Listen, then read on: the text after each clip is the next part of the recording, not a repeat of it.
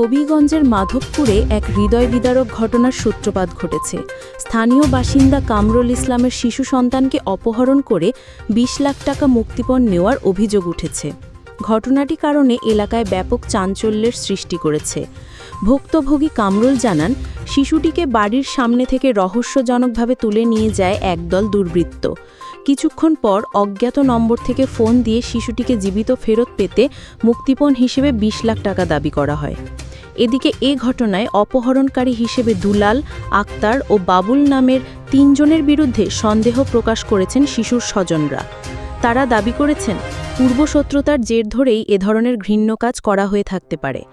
নাম প্রকাশে অনিচ্ছুক তিনি জানান, মাধবপুর হতে শুরু করে কিশোরগঞ্জ পর্যন্ত সারা বাংলাদেশে মাদকের সিন্ডিকেট গড়ে তুলেছেন আক্তার। এমন কোনো অপকর্ম না করে তারা। ভূমিদস্যু, নারী পাচারকারী, জমি দখল, মাদক ব্যবসাসহ অপকর্মের সাথে জড়িত। আক্তারের সহযোগী হিসেবে কাজ করছেন দুলাল, বাবুল আরও অনেকে।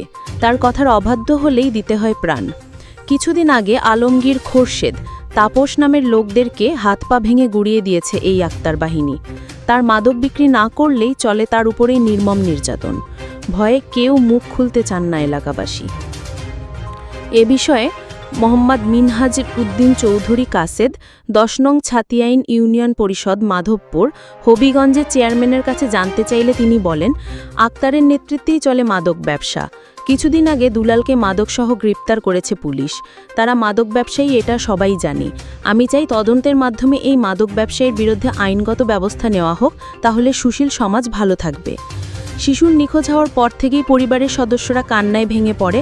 ২০ লাখ টাকা দিয়ে শিশুটিকে উদ্ধার করেছে কামরুল ধার দেনা করে।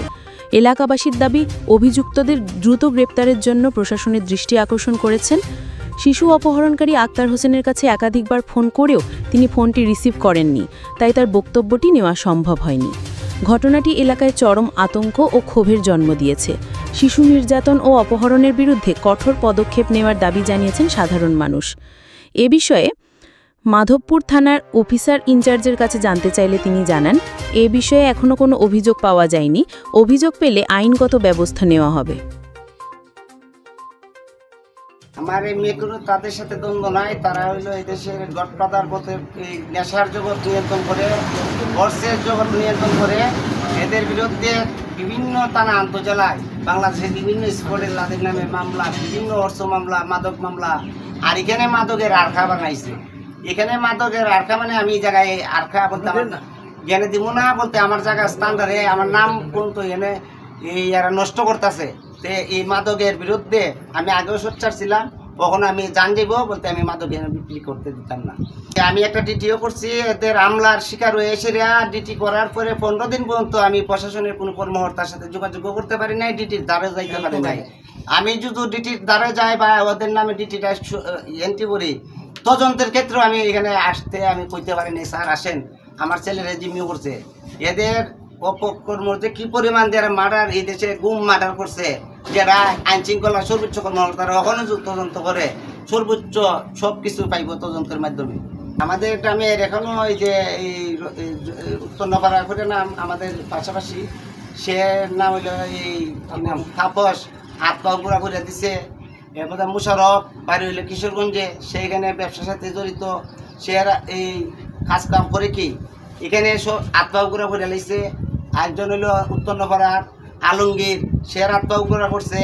আরও ৪-৫ জনের বলতে কতজন দিয়ে মানুষকে এই তার দুর্ঘটনার আওতায় শেষ করে লেছে, বাগানে নিয়ে নেমে গেলা। যে কোনো মাদকের কোনো লোককে যদি কেউ জিজ্ঞাসা করে তাহলে তার তাসের রাজ্যে পরিণত করে মারার বাজার হাটিকে মাধ্যমে বলে ওই যে চেয়ারম্যান বা এই প্রশাসনের লোকের দ্বারে কয়ে শালায় তো আমাদের লোকে খবর পাইছে, কয়ে এত মাদকের বিরুদ্ধে কথা কইছে আমাদের বিরুদ্ধে, তৈলে এদেরকে ট্যাং টুঙ্গুরা হওয়ার মার।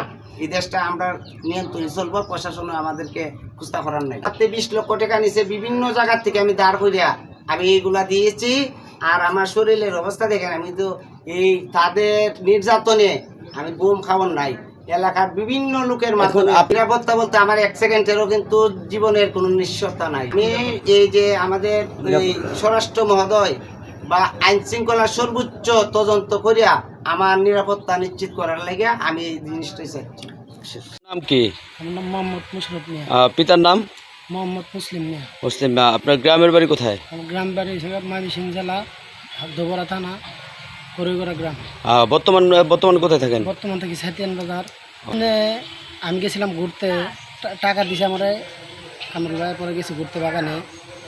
যাওয়ার পরে বাবুল, দুলাল আর মনে হয় 4-5 জনকে, নফরা, হেলাল আরও কয়েকজন আছে, তারা মিলা পরে আমার আর কি আহত করছে। দৌড়া টাকা পয়সা নিছে, একটা মারধর করছে, থানায় জিটি করা হয়েছে, ই করা হয়েছে। কিন্তু আমি জানি না, আমি তার লগে কোনো অন্যায় কাজ করিও নাই, বা কেলো হাতাহাতি করি নাই, বা কেলোকে কার্য করি নাই, ঝগড়া করি নাই। কিন্তু তারপরে তো কেলে গিয়ে আমার এরকমভাবে আহত করছে।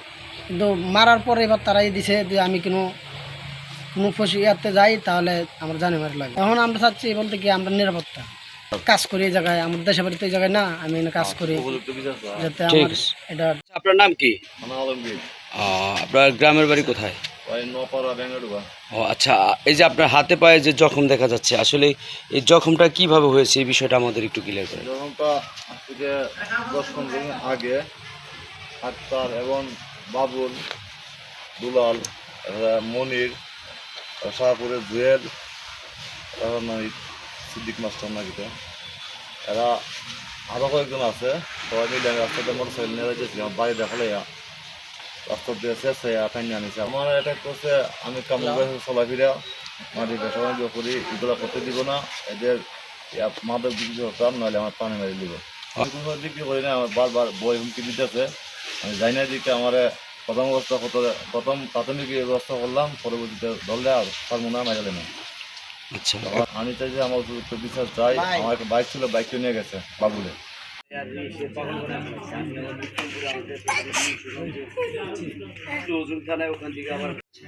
নিচে আন না, নিচে চলে যায়। যে ওইখানে মাদকের ব্যাপারে ওইখানে ধরছিল, মাদকের লোক মাদক টাদক সহ ধরছিল। তারপরে এইগুলা নিয়ে পুলিশে চালান দেওয়া হয়েছে, এখানে পাবলিকে ভিডিও টিডিও করছে। হ্যাঁ, এইগুলো আপনারা সংগ্রহ করে নিয়ে পাবেন। ওই যে কামরুল বললেই, আর সে ওইটা মানে ওইখানে ছিল, এইগুলার ব্যাপারে তার সাথেও ফ্রিকশন ছিল আগে থেকে, এবং ওইটাকে কেন্দ্র করে তারপরে ওর উপর বোধহয় আক্রমণ করছিল। তো সেইখানে আবার ওই পাবলিকে ঘেরাও দেয়, ধরা টরার পরে মাদক টাদক পাইছে এদের কাছে, এইভাবে চালান টালান হয়েছে আর কি। এখন আপনারা এটা ভালো করে খোঁজখবর নিলেই আপনারা জানতে পারবেন। তো ফ্রিকশন আছে, ওর উপর একটা আক্রোশ আছে। কেন মাদক নিয়ে কথা বলে, মাদকের ব্যবসা বন্ধ করতে বলে, এটাই শুনতে পাচ্ছি। অবৈধ কাজ, চুরি ডাকাতিও তো করে এগুলো, তারা মাদক খায়, মাদকের চুরি ডাকাতির সঙ্গে জড়িত আছে। আপনারা ওই যে পিসিপিআর দেখলে পুলিশের কাছে রেকর্ড চাইলে যে একদম টপ টু বটম পাবেন।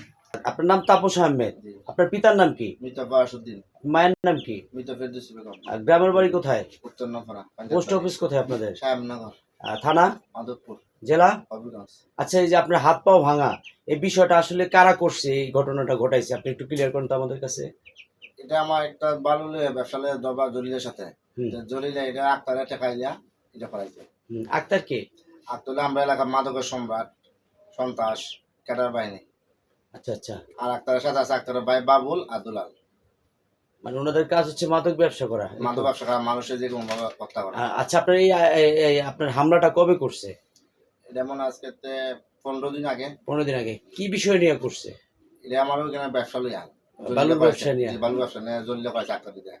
না, আমরা শুনলাম যে উনি কি মাদকের ব্যবসা করে। মাদকের ব্যবসা করে, মানুষ মারা কন্ট্রাক্টের ব্যবসা করে। আচ্ছা আচ্ছা। এখন আপনি কি হালে আছেন আমাদের একটু বলেন তো, আপনার পরিবার নিয়ে কি হালে আছেন? আমার পরিবার নিয়ে তো আছি খুব কষ্টে, আমার আত্মহসল আপনার করেছে। কয় বাচ্চা? একটা মেয়ে। এখন আপনি কি চাচ্ছেন? যে আমি সুষ্ঠু বিচার চাচ্ছি। কার কাছে চাচ্ছেন এটা? স্বরাষ্ট্র মদের কাছে। আর কার কাছে চাচ্ছেন? প্রশাসন ঊর্ধ্বতন কর্মকর্তার কাছে। আপনারা আসলে শুনতে পেলেন যে আসলে এই যে যে লোকটি যে এখানে বলল, আসলে তার যে শারীরিক অবস্থাটা, একটা মাদক ব্যবসা এবং বালু বাণিজ্য নিয়ে সে কিন্তু তাকে হামলা করেছে, এবং কন্টাকে নাকি মানুষ খুন করে আক্তার বাহিনী। হ্যাঁ, আর কন্টাক্ট দেয় নাকি জলিল। এটা সুষ্ঠু বিচার তিনি চাচ্ছে। একটা অসহায় পরিবার, স্বরাষ্ট্র মহোদয় এবং পুলিশের ঊর্ধ্বতন কর্মকর্তাদের কাছে তিনি অকুল আবেদন জানিয়েছেন, তদন্তের মাধ্যমে এটার যেন সঠিক বিচার তিনি পান, এটাই তার সে দাবি করেছেন আপনাদের কাছে। আমি অনুরোধ করব স্বরাষ্ট্র মহোদয় এবং প্রশাসনের ঊর্ধ্বতন কর্মকর্তাদের কাছে, আপনারা তদন্তের মাধ্যমে এটা সুষ্ঠু বিচার যাতে পায় সেটা আপনারা একটু অবশ্যই এটা একটু নজরে আনবেন। ভালো থাকবেন, সুস্থ থাকবেন। আসসালামু আলাইকুম।